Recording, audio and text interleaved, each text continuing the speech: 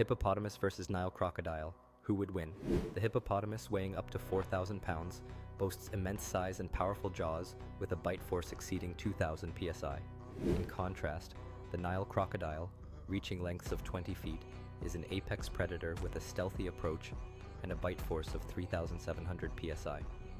Behaviorally, hippos are territorial, spending days submerged, while crocodiles are ambush hunters, lurking in water. Both share the African rivers, yet hippos often dominate due to their aggression. In a hypothetical clash, while crocodiles excel in stealth and speed, a hippo's sheer size and ferocity give it the upper hand. Thus, the hippopotamus emerges victorious in this epic river battle.